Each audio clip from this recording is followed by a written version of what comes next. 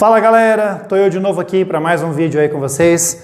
E há um tempo atrás nós postamos no canal um vídeo fazendo um comparativo entre tupia de coluna e tupia laminadora.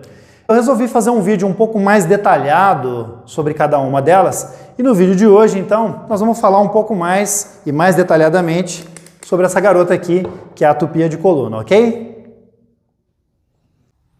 Bem, e agora nós vamos então falar sobre a tupia de coluna.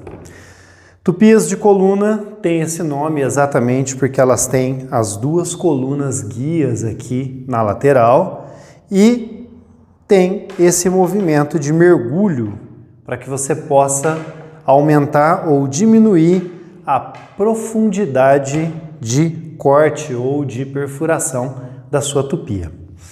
Bem, gente, tupia de coluna é comumente conhecida como tupia robozinho. Isso porque ela tem essa aparência de um robozinho, como se tivesse aqui pernas e bracinhos, né? E esse é o apelido que ela tem. Inclusive, quando você faz uma busca na internet para compra da tupia de coluna, se você digita lá tupia de coluna ou tupia robozinho, vai sempre aparecer para você aí as opções que você tiver a fim de comprar. E o que nós temos de diferente ou de importante para saber sobre a tupia de coluna?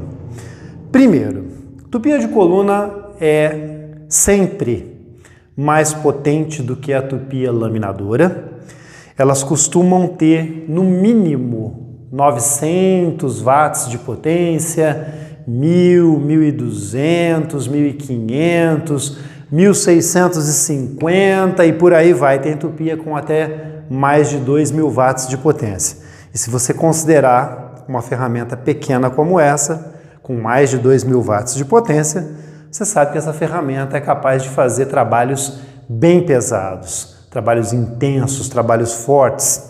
E é exatamente por isso que as tupias de coluna costumam dar para a gente a opção de trabalho com fresas variadas, ou então, quando ela não dá a opção de trabalho com fresa variada, é porque ela só trabalha com fresa de eixo grosso. Que seria isso o quê? No mínimo 8 ou então 12 milímetros de eixo, tá?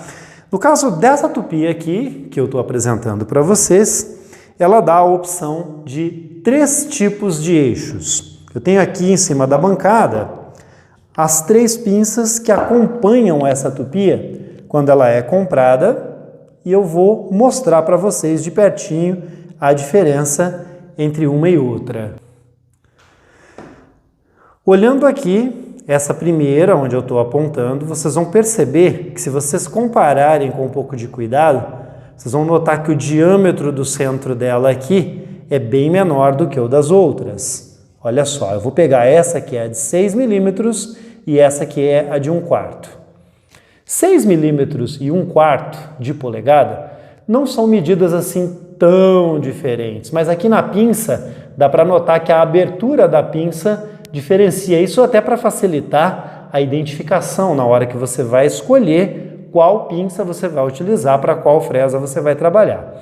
E ainda nós temos aqui a de 8 milímetros. Observem a diferença, então, entre a de 6 milímetros e a de 8 milímetros, certo? Então, por serem ferramentas mais potentes, as tupias de coluna vão oferecer aí para você opções de trabalhos com fresas de eixos mais grossos. Isso porque ela vai fazer trabalhos mais pesados e mais intensos. Gente, não é à toa que ela tem as 2 hastes laterais, que parecem os bracinhos aqui. São tupias que você deve trabalhar sempre com as 2 mãos. É possível fazer um ou outro trabalho onde você segura com uma mão, a mão do lado aqui onde você vai acionar? Sim, é possível. Não é recomendado. É melhor que você mantenha sempre um bom apoio, uma boa fixação. E, geralmente, o que acontece com ela é também o que acontece com a tupia laminadora. Você vai sempre movimentar a tupia na direção em que você estiver indo contra o movimento de giro da fresa. Exatamente a mesma coisa, isso não é diferente só porque mudou o tipo de tupia, tá? Com relação a algumas características que ela tem, vocês notem que ela tem esse botão aqui. Esse botão é a trava de profundidade. Quando você escolhe uma determinada profundidade para trabalhar e você precisa fazer trabalhos repetidos, você coloca na profundidade que deseja, aperta a trava e ela fica naquela profundidade que você escolheu. Então você não vai precisar ficar ajustando a altura, ela vai ficar na altura que você determinou e você destrava quando terminar o trabalho, certo? Todas as tupias de coluna possuem, nas costas delas aqui, essa reguinha para o ajuste de profundidade, que você pode inclusive movimentar aqui, certo? Para escolher a altura. E aqui embaixo nessa base tem um limitador. Se você quiser manter esse limitador como referência de corte, ao invés de utilizar a trava, por exemplo, digamos que você precise fazer cortes, onde você vai iniciar o corte devagar e aí vai aprofundando para depois fazer o trabalho, você pode deixar a tupia com as colunas livres, determina a altura que você quer com a régua limitadora e quando ela toca lá embaixo no seu limitador, você sabe que chegou na altura máxima e mesmo que você queira, você não vai conseguir aprofundar mais do que isso, tá certo? Isso é uma ferramenta muito útil e que está presente aí nas tupias de coluna. Uma outra coisa muito importante nas tupias de coluna, como elas são bem potentes, é a opção de controle de velocidade. Aqui, por exemplo, no botão, nós temos aqui a velocidade máxima, dou um giro para cima, velocidade 6, 5, 4, 3, 2 e 1, que seria a velocidade mínima dela, ok? Por que isso? Porque ela tem exatamente que ter essa opção, porque quando eu trabalhar com fresas maiores, de um diâmetro maior aqui embaixo, que é isso que ela permite também, isso não tem a ver com o diâmetro do eixo aqui de fixação, e sim com o diâmetro de corte, tá? Quando ela trabalha com fresas de diâmetro muito grande, é importante que você diminua a velocidade dela para que ela trabalhe numa rotação menor. Lembra que eu já disse anteriormente que quanto menor a fresa, maior a rotação. Quanto maior o diâmetro de corte da fresa, menor a rotação. E é isso que é importante para que a gente tenha aqui então o controle de velocidade, certo? Além disso, notem que ela tem aqui algumas borboletas, tá? Na parte inferior. E essas borboletas são para fixação desse cara aqui, que é o guia lateral. Você vai introduzir o guia lateral tanto por um lado, aqui, ele tem os furos laterais aqui onde você vai introduzir, como pelo outro lado aqui e apertar com os parafusos. Eu vou soltar aqui para fazer a demonstração para vocês, introduzir a haste e fazer o aperto. Eles estão 100% fechados aqui, por isso não dá para introduzir. Olhando pelo furinho aqui da lateral, você consegue perceber a hora que ele já liberou o acesso, tá? Bom, então eu vou introduzir, agora que liberei aqui a passagem, coloco as pontas dele na passagem. Você pode ver que ele atravessa, tá vendo? Vai até o outro lado. E aí aqui eu consigo uma coisa interessante. Observem que ele tem um rasgo aqui embaixo, que o máximo que o guia pode encostar é até que esse diâmetro aqui, ó, ou melhor, esse arco, se alinhe com o da base da tupi, o da base fixa, tá? Eu consigo isso introduzindo essa haste dos dois lados, exatamente da mesma forma, tá vendo? E para fixar ele na posição que eu preciso, eu simplesmente alinho com a posição do corte e aperto os parafusos amarelos. Apertando aqui embaixo, ele trava na posição que for determinada e a base não mexe. Então eu vou encostar ela e acionar para fazer o corte que eu preciso, acompanhando a lateral que for a minha referência, tá certo? Uma outra coisa bem importante a respeito dessa haste é que ela também é a haste de referência para cortes redondos com atopia de coluna. Você pode, por exemplo, ajustar o tamanho do raio de corte que você quer. Digamos que eu queira um raio de corte desse tamanho aqui. E eu tenho aqui esse pino ou esse parafuso que é utilizado para fixação através desses furinhos aqui. A gente vai inserir e parafusar numa peça onde ela vai girar em torno desse eixo aqui. Eu posso fazer isso de um lado, eu posso também inserir esse parafuso do outro lado aqui. Nessa haste, eu vou fazer aqui para que vocês possam perceber. Solto os parafusos.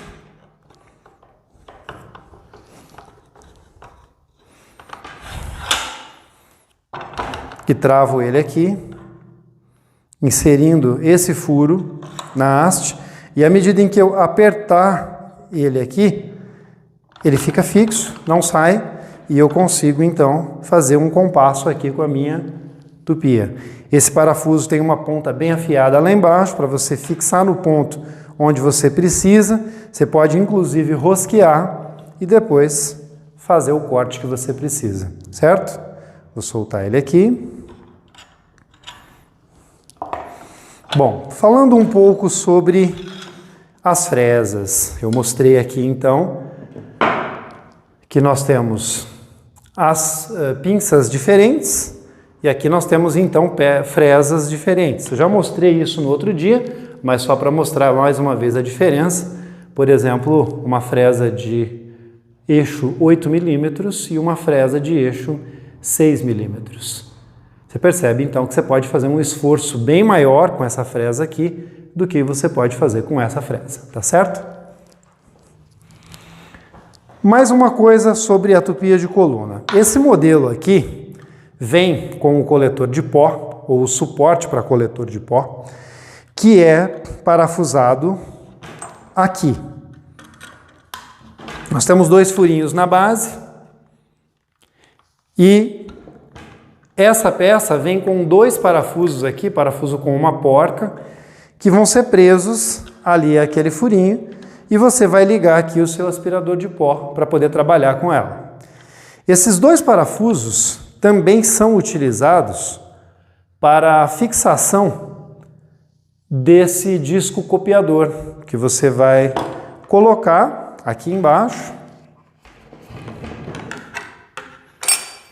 alinha o furo do disco com o furo da base e utiliza esse mesmo parafuso que tem aqui, tá? Que serve para fixar ele a base, para fixar o disco copiador aqui. O parafuso entra de baixo para cima, aqui nesse sentido, e a porca fica do outro lado.